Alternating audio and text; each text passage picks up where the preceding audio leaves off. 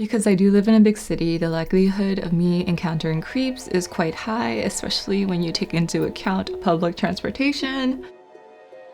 It's very important to understand that bad guys or villains do not look a certain type of way. When you have a stereotype of what a bad person looks like, you're doing yourself such a disservice because you could possibly be putting yourself in danger without even realizing it. I've learned this from my own creepy encounters, many of whom all look like regular guys. Is that Mr. Big? No. What about him? Is that him? No. That's gotta be him. Stop talking, stop talking, stop talking.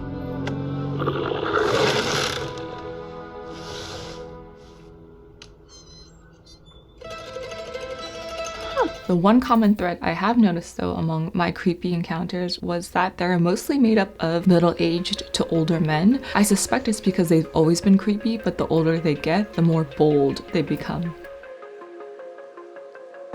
Security specialist Gavin Becker talks about this a lot in his book, The Gift of Fear. If I could give a single gift to American women, it would be to lift from them the idea that they are required to be polite, that they are required to engage in conversations with strangers, that someone who offers them help is a good person or a nice man. I talk a lot in the book about the words nice and charming. Charm is a verb, it's not an adjective. A person doesn't have charm, they use charm to compel by allure. Be very careful, niceness does not equal goodness, because there are a lot of people who are nice out there and they're really just trying to manipulate you. Girls should be tough. If it means being called mean, so what? It's scary out there. Who knew the men were so awful?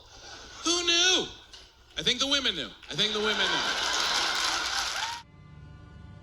I try not to stand at bus stops when no one's around anymore. This can be difficult, especially if you are somebody that has to commute by bus. If you do have to wait for the bus and someone's in their car making you feel uncomfortable, walk towards the back of their car, and that way you're out of their line of sight.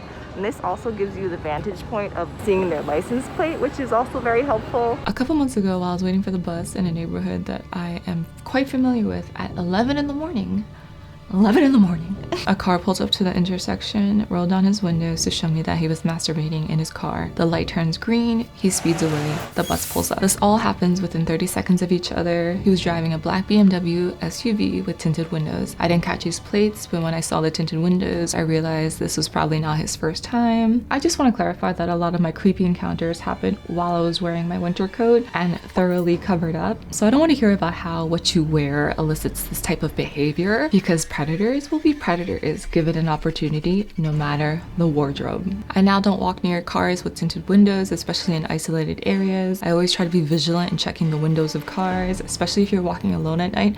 Always be aware of people just sitting in their car. You might call me paranoid, but I'd rather be aware and vigilant than think that life is just all rainbows and nothing bad will ever happen to me.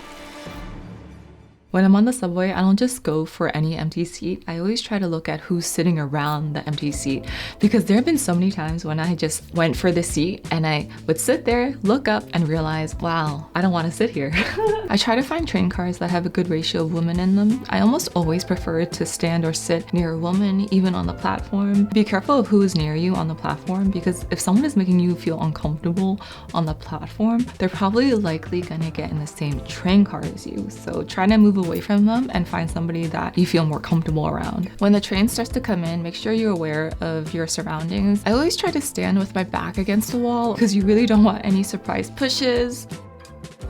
Try not to get tunnel vision when you're on your phone, especially if there's no one else around. It's much more important to be aware, because otherwise you're gonna look up and see some guy with his dick out masturbating. Think of the psychotic narcissism of these men, that your hello when you meet a woman for the first time is to reach into your pants, take out your worst part, and present it to her.